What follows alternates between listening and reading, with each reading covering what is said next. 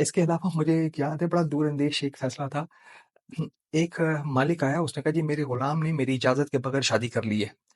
تو حضرت علی علیہ السلام نے کہا نہیں، آپ کو جدائی کا اختیار ہے۔ اچھا، غلام اور اس کی جو بیوی ساتھ کھڑے تھے، تو اس نے اس کو غلام کو بولا اچھا طلاق دے اس کو۔ تو حضرت علی علیہ السلام نے غلام کو بولا یار تیری مرضی ہے، تو طلاق دے یا نہ دے۔ تو اس آدمی نے کہا یا علی علیہ السلام، آپ نے مجھے کہا کہ جدائی کروا دے، اس کو کہہ رہا ہوں تمہاری مرضی ہے طلاق دو یا نہ دو۔ تو آپ علیہ السلام نے کہا کہ جدائی کرا دو کا مطلب ہے آپ نے جدائی کرا دینی تھی، جب آپ نے کہا طلاق دو اس کا مطلب ہے ہم نے ایکسیپٹ کیا ہے کہ اس نے شادی کر لی ہے اور آپ نے اس کو منظور کر لیا ہے، تو اس لیے اب مجھے اس کا حق بنتا ہے۔ یہ بھی بہت ہے نا دور اندیشی والا۔ اس کے علاوہ مجھے ایک اور بھی مجھے یاد آتا ہے، ایک بہت بوڑھا شخص تھا، اس نے شادی کی اور سہاگ رات میں ہی وہ اس کا انتقال ہو گیا، لیکن وہ مباشرت کر چکا تھا اپنی بیوی سے۔ جب بچہ پیدا ہوا تو لوگوں نے الزام لگایا کہ جی وہ تو شادی والے دن ہی مر گیا تھا، وہ تو بہت بوڑھا تھا۔ تو حضرت علی علیہ السلام کے پاس یہ فیصلہ آیا، تو حضرت علی نے کہا کہ ٹھیک ہے، بچہ کافی تقریباً کوئی 4-5 سال کا ہو گیا تھا۔ تو حضرت علی علیہ السلام نے کہا اس بچوں کو دوسرے بچوں کے ساتھ کھلاؤ۔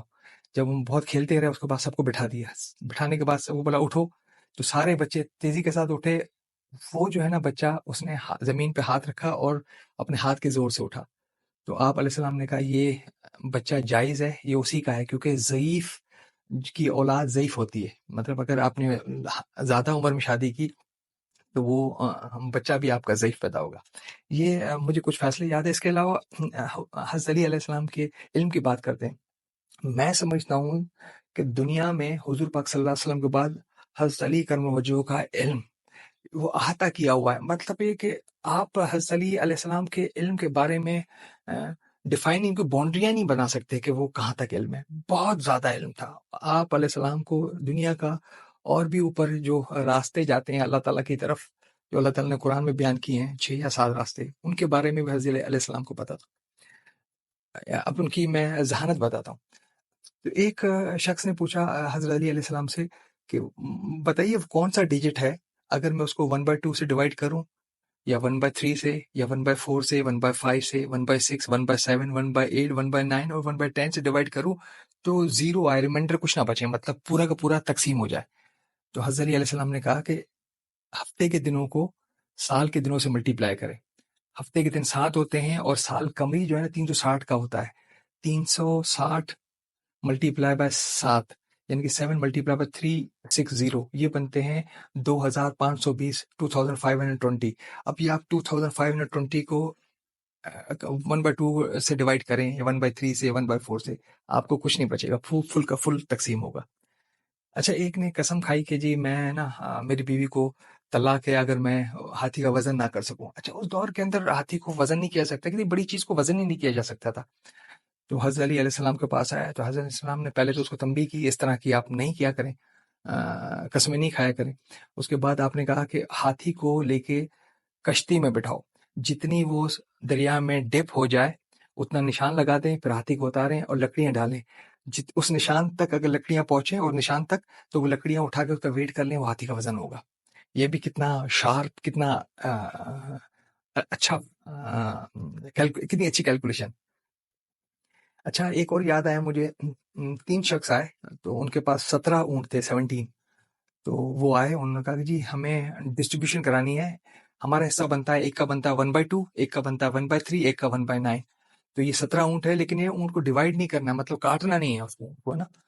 اب اصل میں 17 کا اگر میں 1/2 کروں گا تو مجھے 8.5 کرنا پڑے گا، 8 اونٹ اور ایک اونٹ کو کاٹنا پڑے گا مجھے۔ حضرت علی کے پاس آیا، حضرت علی علیہ السلام نے کرم وجہ، انہوں نے کہا کہ اوکے، ان کی اجازت سے اپنا ایک اونٹ ان کے ساتھ ملایا، تو 17 + 1 18 ہو گئے۔ 18 کا 1/2 9 کو دے دیے، 18 کا 1/3 6 کو دے دیے، 18 کا 1/9 2 ایک کو دے دیے، 2 + 6 + 9 17 بنتے، 17 دے دیے، ایک اپنا واپس لے لیا۔ میں ڈیفائن نہیں کر سکتا حضرت علی علیہ السلام کی علم کے بارے میں۔ اچھا، ایک اور مجھے یاد آتا ہے، ایک کسی نے پوچھا حضرت علی علیہ السلام سے کہ سورج کا فاصلہ کتنا ہے، زمین سے سورج کا فاصلہ کتنا ہے۔ حضرت علی علیہ السلام نے فرمایا کہ آپ اپنے گھوڑے پہ सूरज की तरफ मुंह करके ड्राइव करोगे, चलोगे तो तकरीबन 500 साल में पहुंच जाओगे।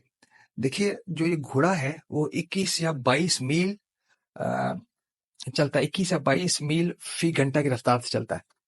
अगर मैं उसको 21.5 ले लेता हूँ, 21.5 मल्टीप्लाई करता हूँ मैं 24 से एक दिन में, मल्टीप्लाई करता हूँ 360 दिन से, कि कमरी साल 360 दिन होता है, और मल्टीप्लाई करता हूँ 500 से, यानी कि मैं 21.5 multiply by 24 multiply by 360 multiply by 500, तो ये बनता है 9,28,80,000 मील ये बनता है।